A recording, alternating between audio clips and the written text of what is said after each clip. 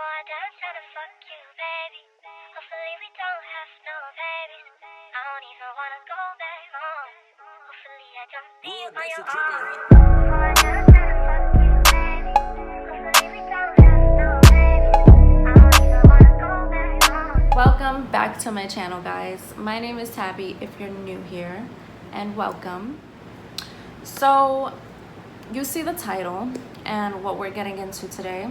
I'm just going to talk about spotting those toxic people in your life, or spotting their toxic traits or toxic things. And I try not to come on my channel and speak about things that I have no clue about or have no experience in or whatever.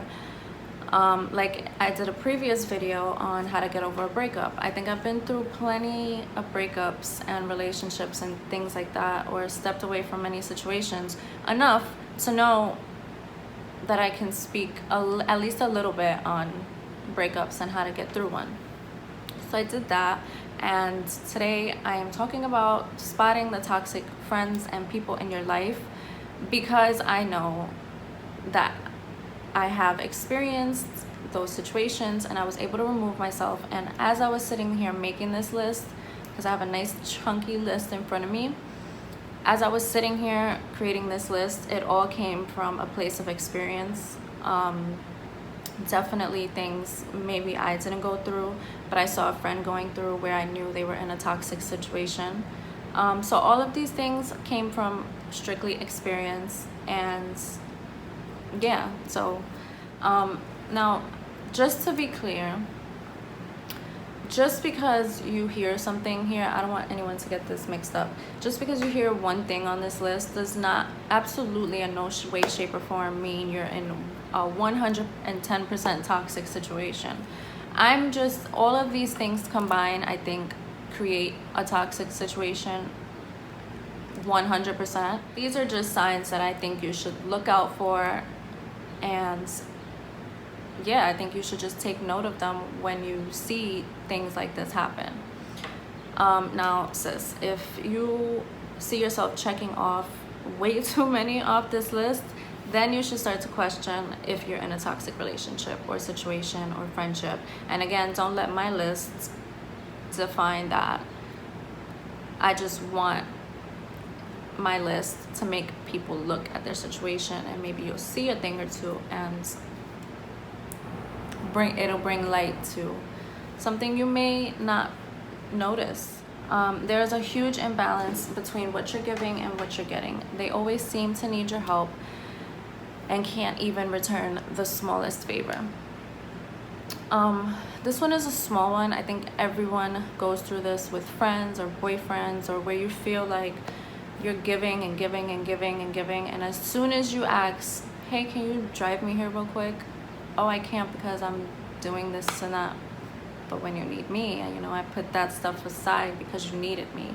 And you just realize it's a repetitive thing. You're just giving, giving, giving. And yeah, they give too, but you start to notice the imbalance. And that's not good. That's just the start of something that's not good. Like I said, you know what I mean? It's just little things like that that I think you should start to take note of. And yeah, just take note of it.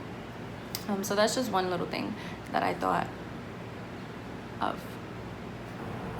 As much as they claim to have your best interest at heart, they usually do not. I've noticed with toxic people and toxic friends, okay, let's just say they're trying to steer you in one direction and telling you that that's what's best for you. At the end of that line is usually something in some way, shape, or form they benefit at the end. That's usually how it works, just from my experience. If they're usually telling you that something is best for you, and in the end, somehow, some way, it being best for you is also best for them. And I don't think that's good. I think toxic friendships bring out behaviors in you that aren't necessarily your best. they start to bring out characteristics, traits that are just not your best. You start to do things that you maybe should not be doing. You start to treat certain people certain ways when you should not be treating them that way, because they are your real friends. You just are not, you start to not like the person you are when you're with them. That's what I'm trying to get at. So just knowing your friend talks shit about you, that's not a friend. Like, I hear it so much where I'll say sis was talking about you, and it's like, oh, but she was just saying this because she cares, or she was just doing this because she cares. You have to know the difference between your friend talking shit about you to just talk shit, or talking shit because, and it's not talking shit, talking about a situation out of pure concern for you. But there are situations where a friend might just be talking out of pure concern for you. But even then, it depends who they're talking to, and concern should come to me, to be honest. But you know, situations arise and things happen, and like I said, things happen. So doesn't always apply, but like I said, know the difference. You will, 90% of the time, you will be finding yourself making excuses for them. You will always find yourself in super uncomfortable situations, having to justify their actions to everyone else, or to your friends, or 95% of the time, they will blatantly deny their behavior. No matter what the behavior is, you can be calling them out on absolutely anything, and in no way, shape, or form are they wrong. Did that happen? In no way, shape, or form is what you're saying correct. And you usually get manipulated into believing like you're the problem, that you're bugging, you're crazy. Those are the words you're gonna hear. You're crazy, you're too sensitive, you're bugging. Sis, you're bugging. Toxic people condition you to believe the problem isn't the abuse itself, but instead your reactions to the abuse. Does that make sense? I'll say it again. Toxic people condition you to believe the problem isn't the abuse itself, but instead your reactions to the abuse. Again, whether, like I said, whether it's a relationship or a friendship, anything that you're not feeling that somebody is doing, that you're trying to communicate with them about, and they immediately deny it, or tell you you're crazy, tell you you're sensitive, tell you you're bugging, are manipulating you into believing that, damn, am I bugging? Like, I know I saw what I saw, or I know what I felt. I know sis said that while we were all in the room. Like, why is she acting like I'm bugging? Or I know he was texting her. Why am I reason? You know, just crazy things that they'll really sit there and make you start to believe yourself. And that's just toxic behavior in itself. That's just not good. And you should remove yourself, sis. Take note. So these type of people usually have super high expectations for the people that they keep around them when it comes to loyalty, when it comes to respect, when it comes to honesty. They expect this at the highest level from everyone around them, and will never ever give you anything close to what they're asking for, ever. So you start to notice that there's an excuse for absolutely everything they do. Absolutely everything they do. Even things that don't require an excuse. They start to come up with excuses quicker than you can even question them, like back to back, and they become good at it. And like I said, they become really good at learning how to manipulate you. So So you start to notice, no matter what, you're always wrong. You're always wrong. It's always you. You're the problem.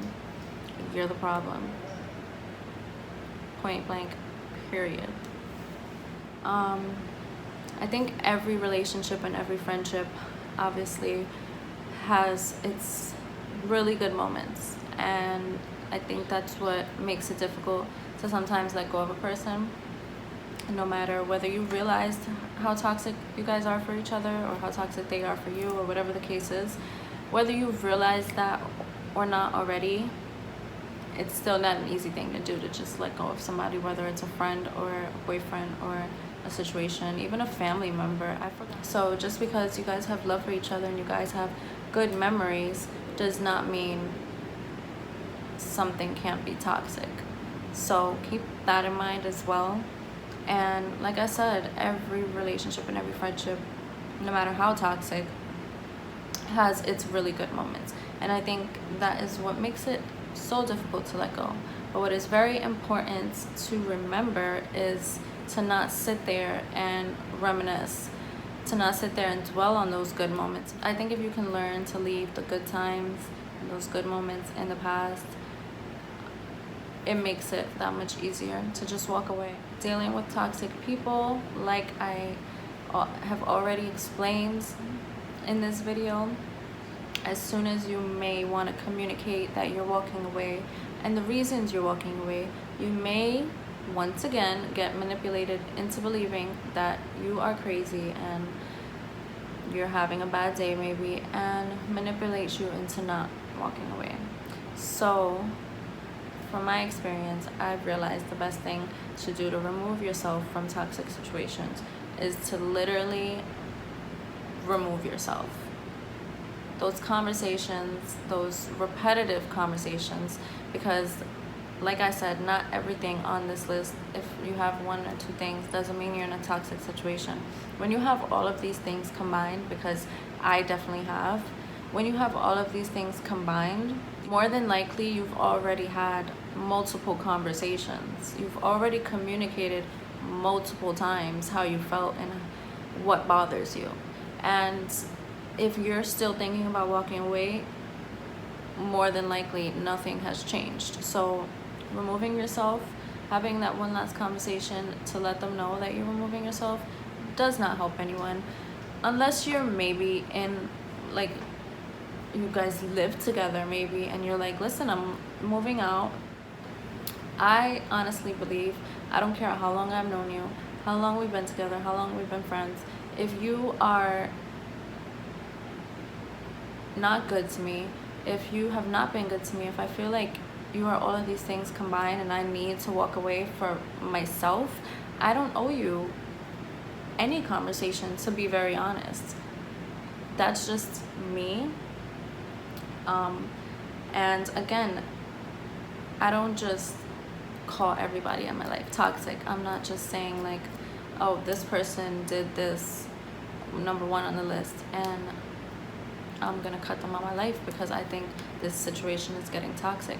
That's not what I mean. I mean, when you get to a certain point where you're like, you have to look at it and realize and sit there and have a conversation with yourself. Is this person toxic for me? Am I toxic for this person? Are we toxic for each other? If you come to the answer yes, you should just honestly just remove yourself. So yeah, I hope you guys enjoyed me rambling on. I hope I helped at least a tiny bit, if that's what you came here for. And yeah, I just hope you guys enjoyed, and I'll catch you in my next video.